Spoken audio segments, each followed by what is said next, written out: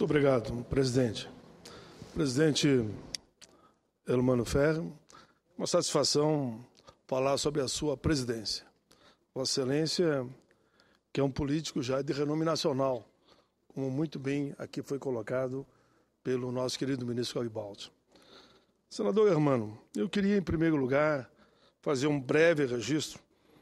Estão aqui na galeria dos convidados de honra 3 gaúchos, ou seja, uma gaúcha e 2 gaúchos.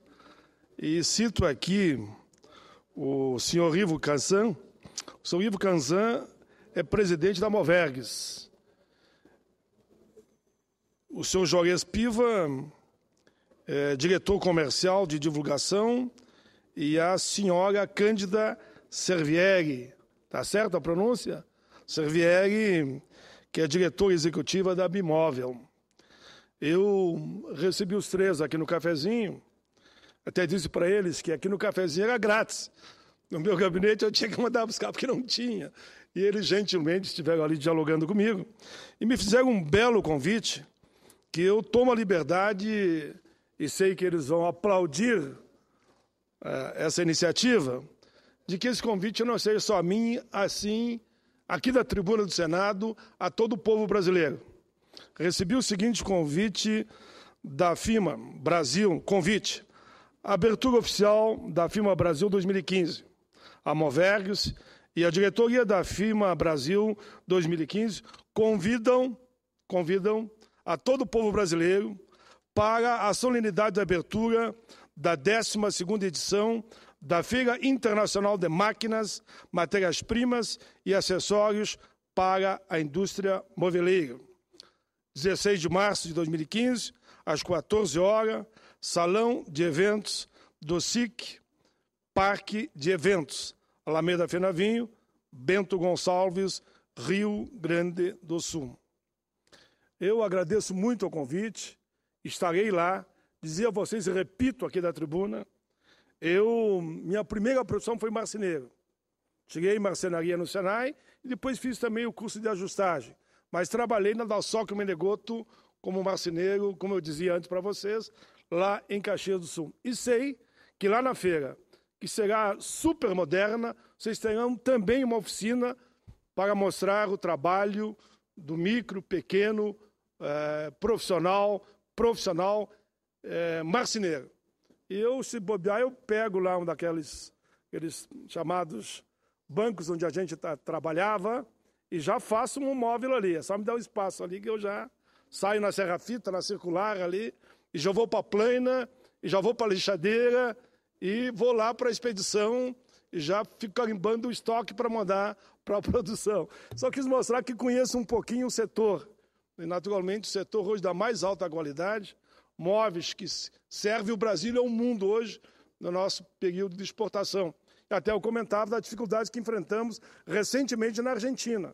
Eu acompanhei o verdadeiro bloqueio criado na Argentina, falei dessa tribuna inúmeras vezes e tive junto ao governo para acabar com esse bloqueio da produção brasileira, principalmente naquele caso era móveis e calçados. Enfim, sejam bem-vindos e eu estarei lá, com certeza, vou de manhã, porque a culinária lá da região da Serra, eu que nasci de Caxias, é imperdível. E, naturalmente, vou almoçar lá em Bento. Mas prometo a Caxias que janto em Caxias, lá com os meus parentes. Um abraço, sejam bem-vindos. Mas, senhor presidente, eu faço 3 registros neste fim de tarde. O primeiro deles, e falei muito aqui com os empresários que me procuraram, sobre a questão das micro e pequenas empresas. No dia de hoje, recebi correspondência do ministro Guilherme Afife Domingos, da Secretaria da Micro e Pequena Empresa. O ilustre ministro aponta boas notícias relacionadas ao crescimento da arrecadação e do emprego nas micros e pequenas empresas no ano de 2014. Todos nós sabemos que as micros e pequenas empresas são as que mais geram emprego no Brasil, assim como o aumento expressivo de mais de 125% do número de pedidos de opção ao Simples Nacional no ano de 2015. Esses resultados positivos, segundo o ministro, decorrem do permanente aperfeiçoamento do Simples Nacional e nos demais instrumentos constante da Lei Geral das Micros e Pequenas Empresas. O último, aprovado por unanimidade pelo Congresso Nacional em 2014, resultou na Lei Complementar 147, de 7 de agosto. Diz mais o ministro Guilherme F. Domingos, destaca o papel do Parlamento brasileiro, que, segundo ele, continuará sendo fundamental para o fortalecimento e o aprimoramento das políticas públicas, considerando a perspectiva da apreciação do projeto de lei que, no primeiro semestre de 2015, vai revisar as tabelas do Simples Nacional de forma a afastar o medo dos pequenos crescerem é a chamada morte súbita, decorrente da ausência de regime de transição para outros regimes tributários mais onerosos. Tudo isso aqui vai na linha de proteger as micros e pequenas empresas, principalmente no enfrentamento à burocracia. Senhor presidente, aproveito para informar. Naturalmente, tinha que ter aqui a minha pincelada, né? Eu não ia só falar da FIFMIG, né, ministro Garibaldi? Quando eu falava de Vossa Excelência como ministro, também já falava do fator previdenciário, já falava da política salarial que eu queria para os aposentados, acompanhando o crescimento da massa salarial. E sei que Vossa Excelência sempre foi simpático, mas Vossa Excelência sempre me dizia: escuta quem pode e obedece também quem pode, que naturalmente tinha orientação dos limites, né, do papel de ministro da Previdência. Mas aproveito para relatar aqui no plenário que apresentei projeto de lei para estender aos representantes comerciais regras já válidas para contadores, agentes de viagem, fisioterapeutas e corretores de seguros. O PL número 5 de 2015, que apresentei, modifica o enquadramento dos representantes comerciais no Simples Nacional, de forma a incluir a atividade desses profissionais em uma tabela de tributação com alíquotas menores que as praticadas atualmente. Os representantes comerciais alegam na justificativa que me apresentaram que, se aderissem ao Simples pelas regras atuais, simplesmente estariam sujeitos a uma tributação que varia de 16,9% a 22,4%. Maior, portanto, que os cerca de 13% que eles recolhem pelo regime de tributação de lucro presumido. Regime A, categoria se diz alijada dos benefícios de tributação simplificado, que agrega o recolhimento do PIS, PASEP, CONFINS, ISS, Imposto sobre Renda da Pessoa Jurídica e a contribuição social sobre o lucro líquido. Por fim, senhor presidente, considero justo o reenquadramento pleiteado pelos representantes comerciais e a proposta de minha autoria está tramitando agora na CAI, aguardando o relator, e eu espero que logo que a comissão seja instalada, o projeto seja debatido e votado. Ainda, senhor presidente, quero fazer um outro registro. Quero falar sobre um importante projeto, o 7153 de 2010. Todos aqui sabem das vezes que já falei sobre a minha preocupação em relação aos idosos. Os idosos serem penalizados, ministro Garibaldi, mais uma vez, com a questão da perícia médica, de modo como vinha sendo aplicado. E vou aqui elogiá-lo. Foi um projeto que aqui apresentei, tive o apoio de Vossa Excelência e a presidente Dilma sancionou. E sei que Vossa Excelência foi fundamental para isso acontecer. O primeiro decreto, originado da Lei 8.203 de 91, determinava exames bienais para todos os aposentados por invalidez com idade inferior a 55 anos. De repente, foi eliminado o limite de idade, passando a penalizar todos os idosos. Com isso, me preocupou muito, e assim, em 2010, e comecei ali a dialogar com Vossa Excelência, apresentei o projeto 7.153, dispensando o aposentado por invalidez e pensionista inválido, beneficiários do regime geral da Previdência Social, do exame médico pericial após os 60 anos de idade. E Vossa Excelência entendeu o meu pleito, eu sei que Vossa Excelência deu o parecer favorável, e assim, no fim do ano passado, ainda no exercício, Vossa Excelência, como ministro, estávamos na expectativa de que o projeto fosse sancionado. Infelizmente, a boa nova veio. O projeto foi sancionado. No dia 30 de dezembro, foi promulgada, então, a Lei 13.062, de 2014, alterando a Lei 8.213, de 24 de julho de 91, fundamentando esse direito que tem grande alcance social. Tenho certeza que os aposentados por invalidez e os pensionistas inválidos, beneficiários do regime geral da Previdência Social, sentem-se contemplados com a medida. Cumprimento o ministro Garibaldi e também a presidenta Dilma. Foram tantas batalhas, né, mas algumas nós chegamos junto lá, e isso é bom, e eu agradeço aqui de público a Vossa Excelência, e sei que fez um grande mandato como ministro. Dentro dos limites, naturalmente, a força do ministro. Às vezes a moçada também me cobra lá em casa que quer mais do que eu posso dar. Digo, até aqui eu vou, daqui para lá não dá. Tudo tem o seu limite, então cumprimento muito Vossa Excelência. Por fim, aí eu faço um outro registro. Primeiro dizer que tivemos hoje uma importante reunião na presidência do Senado com todas as centrais sindicais, todas. Estavam lá os presidentes das centrais sindicais. Só não vou aqui citar todas, posso esquecer alguma, daí sobra para mim. Por que então não citou, pai? Então estavam lá 8 centrais sindicais, com seus respectivos presidentes. E nessa reunião com o presidente Renan, e acompanhavam essa delegação, presidente de federação, de confederação, de sindicatos de caráter nacional, e foram unânimes, ministro Garibaldi, em dizer que as duas MP, tanto a 65 como a 64, elas não têm condição nenhuma, na visão deles, de serem aprovadas pelo Congresso Nacional sem as devidas alterações. São medidas que mexem, sim, no direito dos trabalhadores. Mexem no seguro-desemprego, mexem no abono que eu chamo o 14º. Nós estamos mexendo no 14º para os trabalhadores que ganham até 2 salários mínimos. 2 salários mínimos.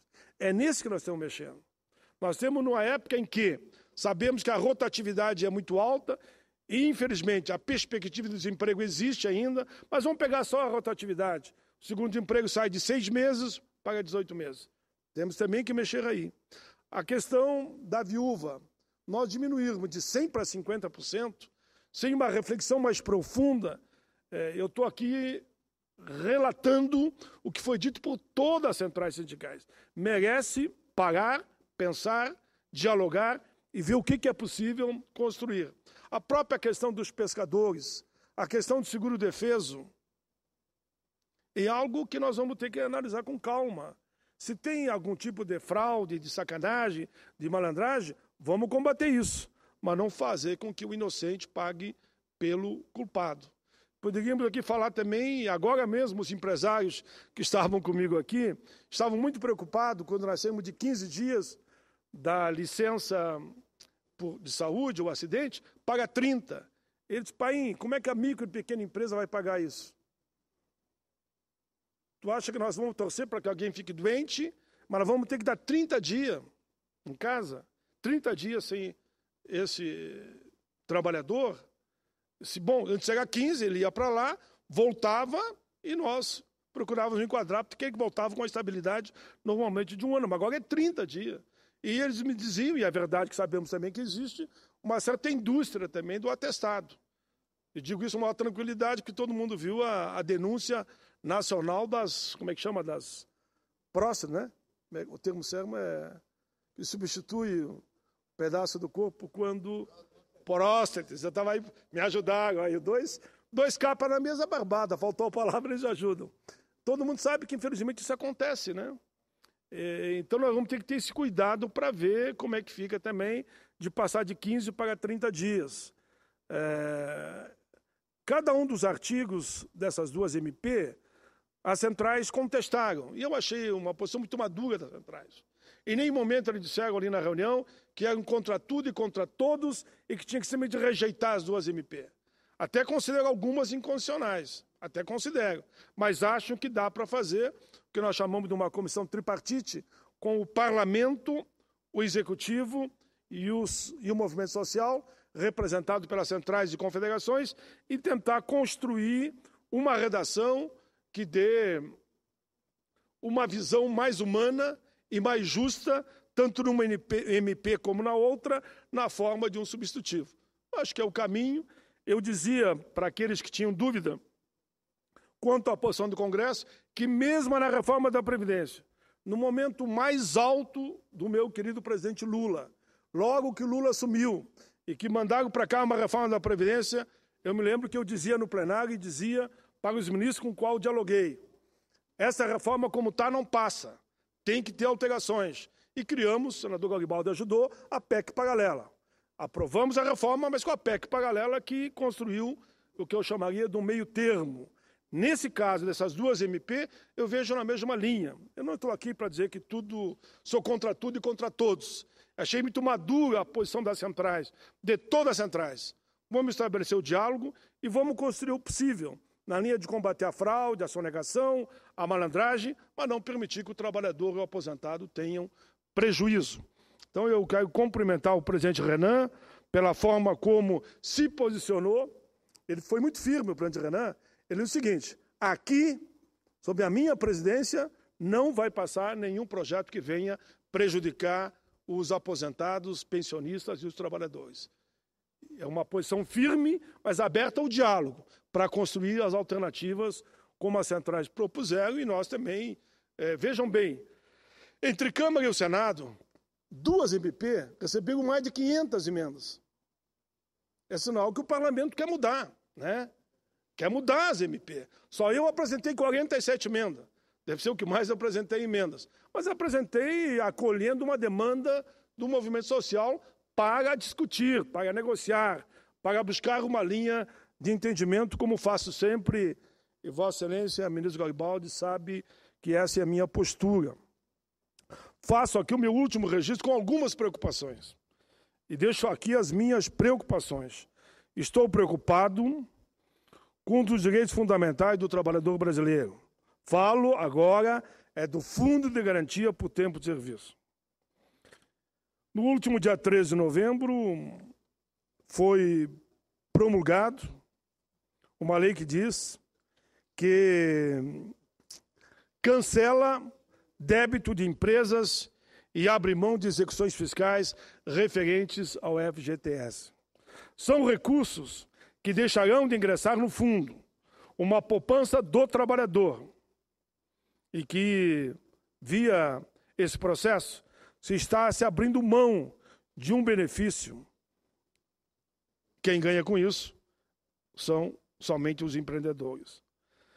Naquela mesma data, ou seja, nesse mesmo fim de ano, o Supremo Tribunal Federal, em decisão do Pleno, e isso é grave, reduziu o prazo de prescrição para que os trabalhadores ingressem com ação judicial, pedindo o valor do seu FGTS não depositado, que ele teria direito a receber os últimos 30 anos, passou para 5 anos. Essa decisão do Supremo é um incentivo à sonegação, ao não pagamento, à malandragem.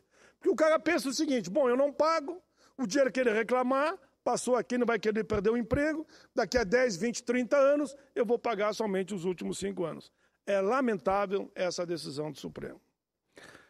É preciso ter extremo cuidado com medidas como essa.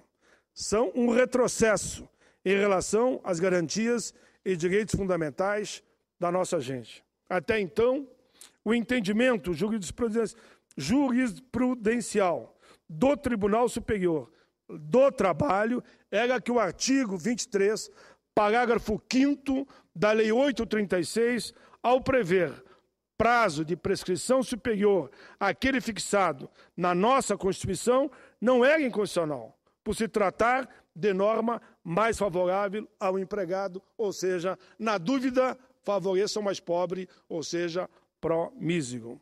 Tal entendimento prevalecia, devido ao princípio da proteção frente à parte mais vulnerável, que é o empregado, adotado, inclusive, no caput artigo 7 da nossa Constituição. Senhor presidente, Hermano Feller, eu fui constituinte e sei que os artigos 5º e 7º da nossa Carta Maior consagraram, e essa foi a vontade dos constituintes, benefícios incompatíveis com a exclusão ou restrição de direitos assegurados como cláusula pétrea, conforme previsto no próprio artigo 60. Ao adotar posição restritiva, o Supremo inova e altera o prazo de prescrição do FGTS de 30 para 5 anos. Não paga, devo 30 anos, só vou pagar os últimos 5 anos. Com essa deliberação, as parcelas não depositadas pelo empregador somente poderão ser requeridas em relação a 5 anos, como já dizia. As demais parcelas serão atingidas pela perda do direito de serem requeridas e vão sumir como pó ao vento. A decisão prejudicou, inclusive, a súmula 362 do Tribunal Superior do Trabalho, 210 do Tribunal de Justiça, STJ, que defendiam, sim, a prevalência do prazo para 30 anos. Penso que essas duas medidas trarão reflexos nefastos ao trabalhador brasileiro.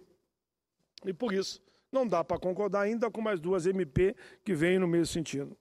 Como forma de reparar, porque não quero só fazer denúncia, quero apontar caminhos, como forma de reparar tal perda, apresentei a proposta de emenda constitucional 45 de 2014, que pretende restituir o prazo de prescrição para os 30 anos aos trabalhadores urbanos e rurais, observados em ambos os casos o limite de 2 anos para a extensão do contrato de trabalho. Embora a decisão do Supremo ainda guarde a modulação dos efeitos e sabedor da demora na tramitação de matéria no Legislativo, me antecipei em apresentar a proposta chamada Emenda 45. Conto com o apoio de todos os senadores e senadoras para a aprovação da matéria, que vai somente defender um direito legítimo dos trabalhadores. Permita-me ainda, senhor presidente, para concluir, ponderar sobre a questão do FGTS na vida de um número muito grande de trabalhadores brasileiros. Refiro-me aos comissionados do serviço público, refiro-me aos funcionários aqui da casa, que na atualidade estão completamente apartados do regime do Fundo de Garantia por Tempo de Serviço, ou seja, o FGTS. Eles não se encontram sob a guarda do regime de jurídico único e tampouco são seletistas.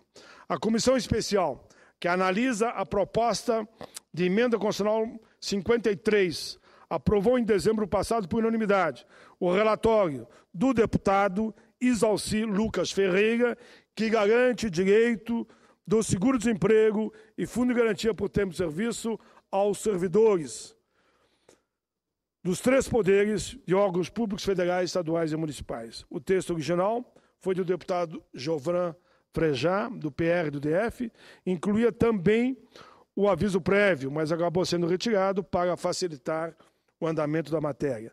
A matéria segue agora a apreciação do plenário da Câmara e depois vem para o Senado.